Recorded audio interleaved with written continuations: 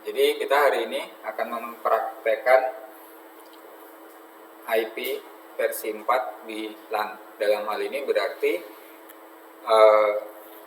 IP-nya tidak tersambung ke komputernya, tidak tersambung ke internet, tetapi hanya di jaringan LAN saja.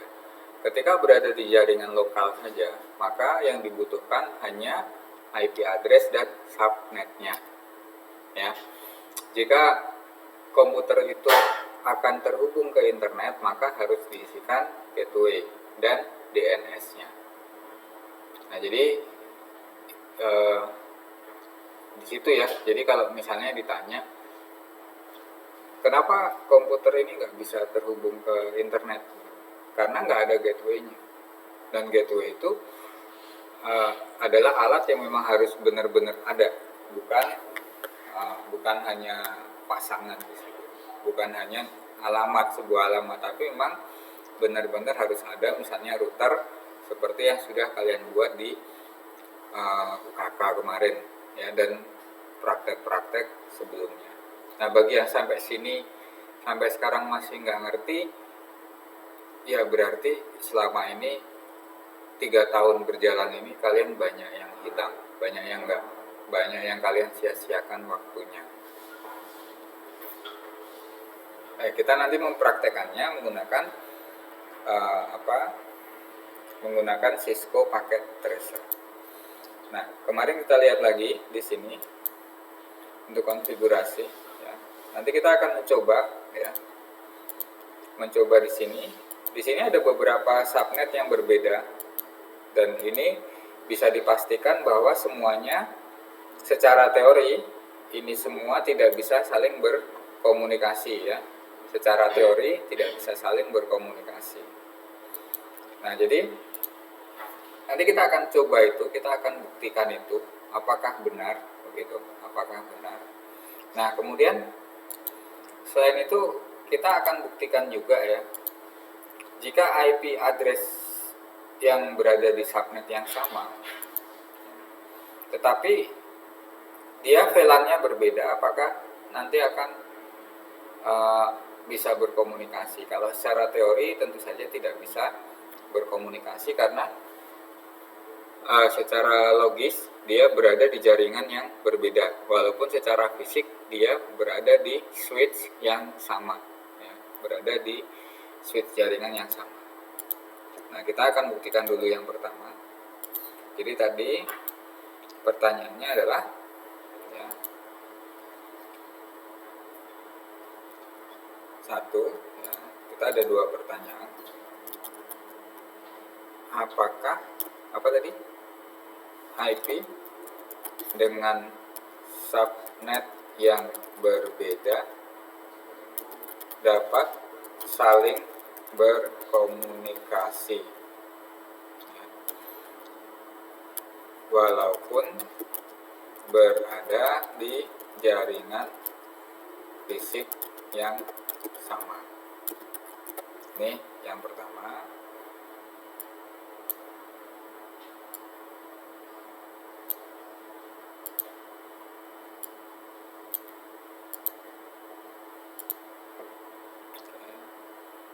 Nah, yang kedua, apakah IP dengan subnet yang sama dapat saling berkomunikasi ketika berada di jaringan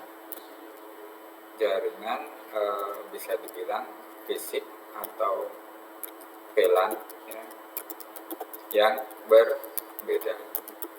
Jadi kita akan membuktikan 2 hal ini ya. Kita akan membuktikan 2 hal ini. Nah, jadi kata kuncinya di sini adalah yang berbeda ya, yang berbeda. Kemudian berada di jaringan fisik yang sama. Kemudian kata kunci yang kedua, subnet yang sama berada di jaringan fisik atau VLAN yang berbeda. Nah, kita sudah tahu secara teori ya, Dan mungkin selama 3 tahun kalian sudah pernah mempraktekannya, tapi alangkah lebih baiknya jika kita praktekkan lagi. Baik, kita akan simpel saja, kita akan menggunakan beberapa buah komputer. Jadi di sini kita ada sebuah switch ya, ada sebuah switch. Di sini nggak kelihatan ya.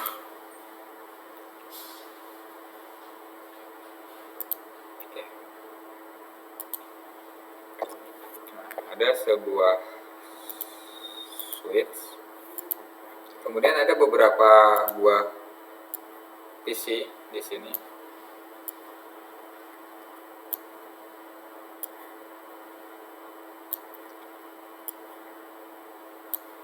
Jadi ada 4 buah PC. Anggap saja ini PC 1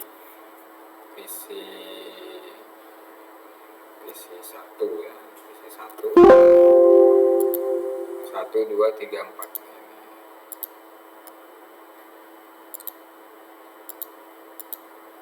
Ini aja.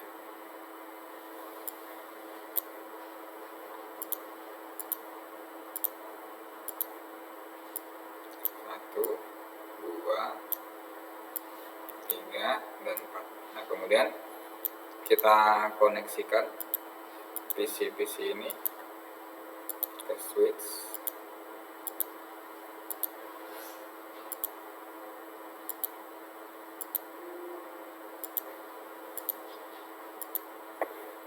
Nah, dalam posisi ini ya, semua komputer ini terhubung ke jaringan fisik yang sama ya, ke sebuah jaringan fisik. Nah, kemudian kita berikan dia alamat.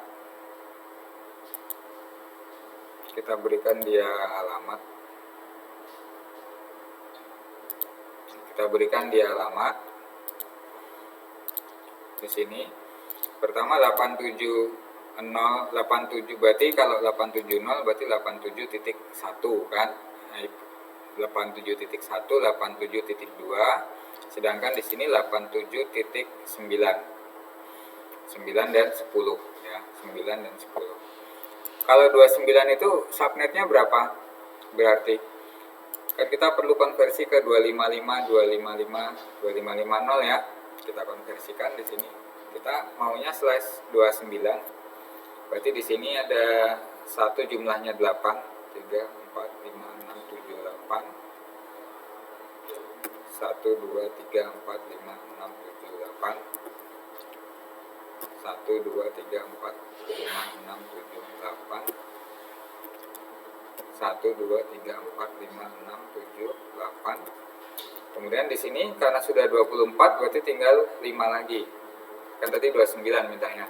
1 2 3 4 5 6 7 8. Yang jelas ini 255.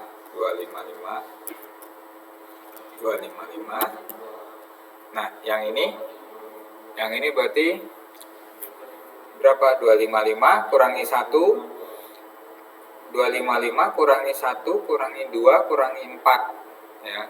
255 kurangi 1 254 kurangi 2 252 kurangi 4 248 ya, 248. Hitungnya begitu ya, gampang ya. Gampang ya kan.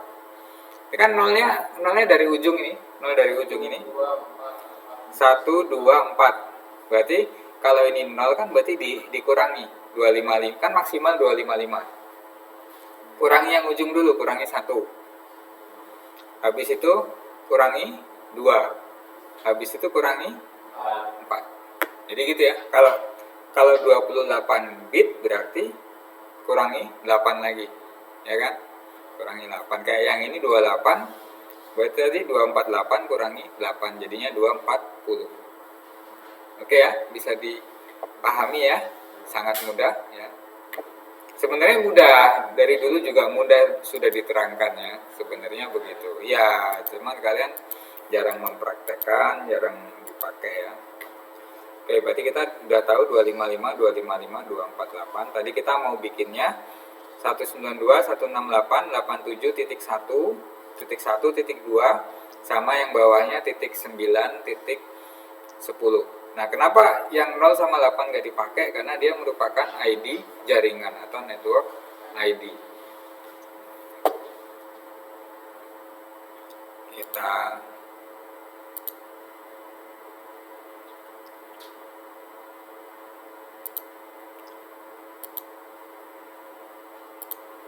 Nah, baik, di sini kita kasih di sini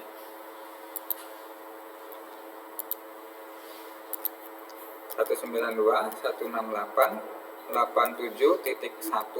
tadi net masknya adalah di sini 248. Oke. Di sini tidak kita isikan lagi yang bawah ya. Kita cuma butuh IP sama subnet. Kemudian berikutnya di sini 192.168.87.2 ya. Di sini 248. Nah, yang di sini tadi titik 9. 192.168.87.9 di sini. Ingat di sini subnetnya adalah 29 bit 248. Yang di sini adalah 87.10.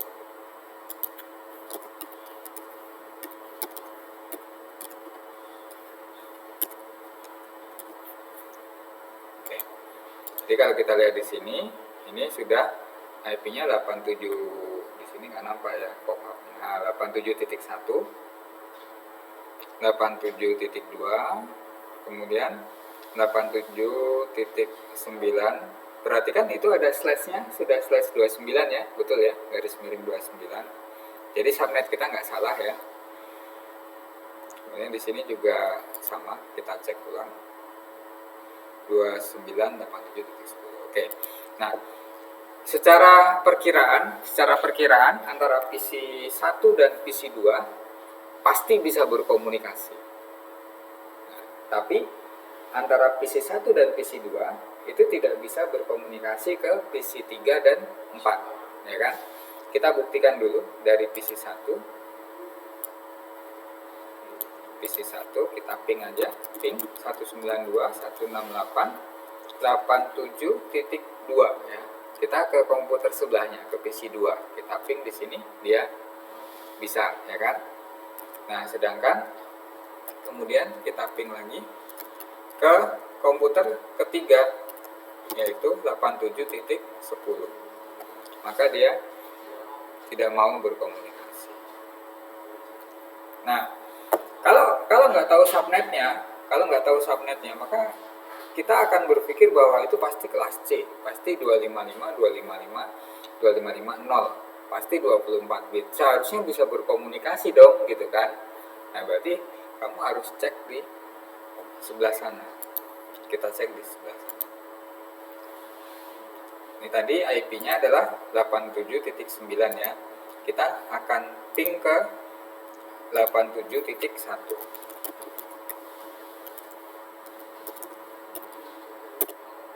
Sini tidak mau. Tetapi ketika dia pingnya ke 87.10 untuk komputer di sebelahnya, dia mau. Oke ya. Sudah mengerti sampai sini? Nah, jadi terbukti bahwa IP di subnet yang sama itu bisa berkomunikasi, sedangkan IP di subnet yang berbeda tidak bisa saling berkomunikasi walaupun berada di jaringan fisik yang sama. Nah, jadi ketika merancang sebuah jaringan, pilihan kamu itu seperti ini. Misalnya kamu menggunakan switch Cisco, berarti di situ ada kemampuan VLAN di sana. Nah, kalau ada kemampuan VLAN, alangkah lebih baiknya jika itu dilakukan VLAN. Jika switchnya ada kemampuan VLAN, atau biasa kita sebut dengan switch manage, ini ya, namanya kita sebutnya switch manageable ya, switch manageable. Artinya adalah switch yang bisa di manage. Biasanya ini harganya lebih mahal daripada switch biasa. Di sana bisa dilakukan pengaturan VLAN. Nah, kalau switch yang biasa dia tidak bisa. Dia tidak bisa, tidak ada konfigurasi apa-apa, tidak bisa di login, nggak bisa di remote ya. Pokoknya ya kalau switch yang biasa, tancap kabel, selesai kerja gitu kan. Dan itu semuanya yang berada di situ pasti berada di jaringan yang sama. Tetapi kalau di sini itu bisa dipilih.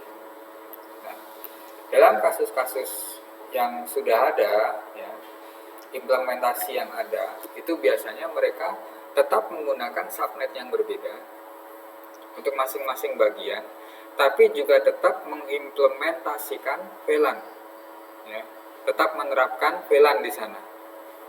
Nah, jadi alangkah lebih baiknya begitu. Nah ini kita lihat di mana? Kita lihat di Excel lagi ya. Nah, jadi pertanyaan tadi yaitu apakah IP dengan subnet yang berbeda dapat saling berkomunikasi walaupun berada di jaringan yang sama? Bisa nggak? Tadi tidak bisa ya? Tidak bisa. Jadi jawabannya seperti ini. Nah ini sekarang apakah IP dengan subnet yang sama dapat saling berkomunikasi ketika berada di jaringan fisik atau VLAN yang berbeda? Nah, di sini berarti ada dua buah jaringan, IP-nya subnetnya sama, tetapi jaringannya berbeda, jaringan fisiknya berbeda. Jaringan fisik berbeda itu bisa jadi dia terhubung satunya ke sebuah switch yang satu, di sini switch yang lain, dan switch itu tidak saling terhubung. Itu berarti jaringan fisik yang berbeda. Tapi kalau di jaringan VLAN yang berbeda, kemungkinan dia berada di satu switch atau dua switch yang terhubung, cuman nomor VLAN-nya berbeda. Nah, kalau kita praktekannya, kalau kita mempraktekannya seperti ini ya, kita tambahkan satu switch lagi, kemudian dua komputer ini kita konekkan ke sana, sudah jelas itu pasti berbeda, ya kan? Sudah jelas pasti berbeda. Nah sekarang ini kita mau membuktikan apakah komputer dengan subnet yang sama, tapi di jaringan VLAN yang berbeda. Nah subnetnya kita samain dulu di sini ya. Di sini tadi adalah 1, 2, harusnya di sini 3, 4 ya. Kita ubah dulu supaya subnetnya berada di jaringan yang sama. 3, kemudian di sini adalah 4. Nah, sampai di sini berarti komputer ini pasti bisa berkomunikasi dengan sebelahnya tadi, ya, dengan satu ini ya. Tadinya kan nggak bisa di sini kan, ini nggak bisa nih. Ya kan? Sekarang pasti bisa, karena sudah berada di subnet yang sama dan jaringan yang sama. Nah, sekarang kita mau bedakan. Di sini di switch-nya kita buat saja ada dua buah VLAN ya, berarti VLAN 10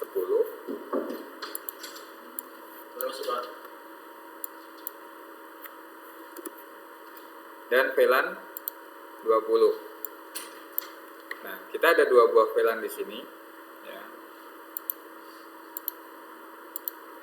10 dan 20. Kemudian kita lihat portnya di sini dulu ya, kita tentukan dulu. Ini adalah FA01, yang ini FA02, FA03 dan 4. Berarti 1 dan 2 nanti VLAN 10, 3 dan 4 nanti VLAN 20. Nanti kalau kalian bekerja menangani switch seperti ini, kalian harus tahu setiap komputer mana terhubung di port yang mana. Karena kalian harus mengatur VLAN-nya pasti di situ. Nggak bisa sembarangan langsung colok begitu. Kalaupun langsung colok ada port yang kosong, harus catat itu. Harus catat. Jadi punya data sendiri. Nah, punya data sendiri yang Bapak pernah lihat lagi, ada semacam kartu ya, semacam kartu di samping rak switch itu. Isinya kalau port 1 PC mana, port 2 PC mana, VLAN berapa. Seperti itulah kira-kira. Jadi datanya harus kita ingat-ingat juga gitu kan. Nah, ini untuk Ethernet 1 ya, kita isi dengan VLAN 10. Di sini kalau diisi pasti dia akan kuning lagi ya, akan kuning lagi. Dia connect ulang. Kemudian VLAN Ethernet 2 juga kita isi VLAN 10 juga. Kemudian Ethernet 3 kita isikan VLAN 20. Ethernet 4 VLAN 20. Nah, kalau udah di save ya. Nah, di sini tunggu ya, baru negosiasi. Kita tes nanti dari komputer PC 2 ya, dari PC 2. PC 2 ini mau ngeping ke PC 1, kemudian ke PC 3 dan 4. Kalau menurut teori kita, ya, PC 2 ini pasti bisa ngeping ke PC 1, tapi dia tidak bisa ping ke PC 3 dan 4. Ya. Ini ping 192.168.87.1. Nah, dia bisa jalan. Kemudian kita ping ke PC 3 87.3. Di sini tidak bisa ya. Kemudian di sini ke 4 juga tidak bisa. Oke. Tapi bagaimana kalau dari PC 3 atau 4 di sini? Kita ping dulu 192.168.87.1 di sini. Dia tidak bisa ya, dia tidak bisa. 87.2 juga nggak bisa. Nah, sedangkan 87.4 ya, secara teori pasti bisa, harusnya bisa ya. Kita buktikan. Jadi dari PC 3 dia bisa terkoneksi ke PC 4. Nah, jadi ini tambahan hari ini sangat sederhana. Kita mempraktekkan hal-hal yang sangat sederhana yang mungkin dulu kita lewatkan. Tapi di sini adalah prinsip yang penting di sini untuk dipahami ya. Jadi kadang-kadang ketika menghadapi pertanyaan di ujian atau menghadapi di lapangan begitu, kalian bingung gitu kan. Ini IP-nya sama tapi kok nggak bisa gitu. Nah, bisa jadi jaringannya memang nggak terhubung atau bagaimana, atau memang terpisah jaringannya secara VLAN seperti ini ya, secara VLAN. Kalau untuk mempraktekkan VLAN kita nggak punya switch Cisco, tapi kita punya mikrotik yang bisa dipakai sebenarnya, tapi memang agak ribet karena mikrotiknya bukan mikrotik untuk switch, sedangkan mikrotik untuk switch itu ada produknya tersendiri. Tapi yang ini bisa juga kita pakai begitu. Oke. Nah, contoh untuk VLAN yang lain di mana? Contoh yang bisa kalian temui secara mudah. Biasanya kalau kamu ada koneksi IndiHome di rumah. Ada. Kalau ada IndiHome di rumah, biasanya kalau yang ada TV-nya ya, maka yang TV tadi merupakan VLAN tersendiri. VLAN tersendiri. Berbeda dengan yang untuk internet. Jadi walaupun dia mengalir dan berada di jaringan fisik yang sama, begitu, melalui satu kabel fiber keluarnya sama, tetapi di sana tidak bisa saling mengganggu ya, tidak bisa saling mengganggu kedua jaringan tersebut, yaitu jaringan untuk TV dan jaringan untuk untuk internetnya. Nah, dan bisa dilogika juga ya, kenapa IndiHome itu koneksinya selalu memakai PPPoE ya, PPPoE. Nah, kenapa? Karena dia yang penting berada di jaringan fisik. terkoneksi melalui jaringan fisik. Dia nggak butuh IP address. Maka ketika mau koneksi internet, dia harus melakukan dial PPP over Ethernet. Nah, itulah yang diatur sama Telkomnya, PPPoE-nya. Karena kalau PPPoE dengan mudah kasih IP address, kemudian menggunakan username dan password sesuai dengan pelanggannya. Tetapi untuk TV, khusus yang untuk TV sendiri, itu dia tidak menggunakan PPPoE. Dia nggak dial PPPoE, karena dia langsung melalui VLAN. Jadi kalau dibuka di TV box-nya di sana, IP-nya di sana ada IP address, ada subnet, ada gateway, ada DNS-nya juga di sini. Sudah langsung. Gitu. Sedangkan yang untuk internet itu nggak dapat. Dapatnya ketika hanya PPPoE. Ketika PPPoE-nya dinonaktifkan atau dimatikan, maka IP-nya hilang. Nah, jadi begitu. Kalaupun dikasih IP nggak pengaruh.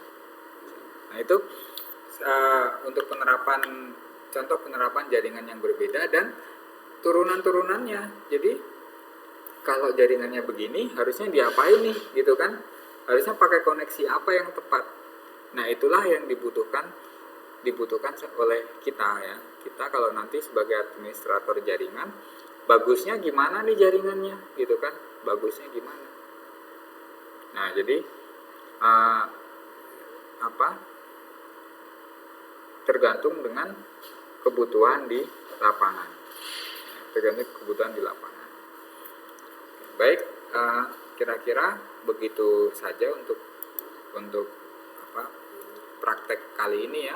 Nah, dan selanjutnya silakan coba dipraktekkan. Jadi jangan sampai nggak bisa. Nah, kalau perlu silakan untuk mempelajari yang ini ya. Tadi ini belum jawab, tidak. Untuk mempelajari yang kemarin lagi ya, subnetting seperti ini silakan dipelajari kembali, dicoba dihitung-hitung kembali. Tadi yang belum fase menghitungnya bagaimana di sini ya. Nah, itu silakan dihitung aja, dicoba gitu kan. Gimana kalau subnetnya bitnya 23, berapa sih subnet masnya? Nah, kan gitu. Coba kamu hitung. Dan itu sangat mudah ya. Kalau 25 berapa sih subnet masnya? Nah, jadi nggak usah bingung gitu kan, Ya, contoh lah, kalau 25 gimana 25? 25 kan ini sudah 24 di sini. Kalau 25 berarti di sini 1, nolnya jumlahnya ada 1, 2, 3, 4, 5, 6, 7 gini ya. Ini kan sudah pasti 0 semua, ya kan? Jangan kamu ngitungnya jangan mulai dari sini. Kalau kasusnya seperti ini. Ini kan 0 pasti enggak. Di sini pasti 128. Berarti di sini seperti ini. Untuk 25 bit dia pasti 128. Ya ya. 1 2 4 8 1 2 4 8 16 32 64 128, ya kan? Nah, cara ngitungnya begitu. Kalau 23 bit gimana? 23 bit di sini. 23 bit di sini ininya 0 ya. Yang di sini 0 semua. 1 2 3 4. 1 2 3 4. Nah, pasti di sini 255 di sini 255 kurangi 1 kan? Berarti 254 di sini 0. Nah, kalau 23 bit seperti itu. Jadi bisa ya kayak gitu ya. Kalau di subnetnya mau 15 bit gitu. Nah, berapa misalnya? 13 bit gitu kan? 13 bit. Nah, 13 bit. 13 bit. Berarti di sini kan tadi udah 8 kan? Yang depan udah 8 tuh. Berarti tinggal butuh 5 lagi. 1 2 3 4 5 6 7 8. Di sini 00 semua. Nah, di sini 00 semua. Berarti di sini 255. Ini ingat ini. Yang ini seperti ini tadi, sama ya, 248. Nah ini kalau 13 bit ya. Jadi untuk menghitung seperti ini kamu pasti sudah sangat, kalau sering melakukan, sering berlatih, ini pasti sudah sangat lihai di sini ya, seperti pesilat ya, gampang aja gitu kan, gampang aja. Kemudian untuk belajar seperti yang ini kemarin ya, nah ini jumlah komputer ada berapa? Ada 335 gitu kan. Contoh kasus di sini. Yang terdekat adalah 512. Jadi gimana gitu kan?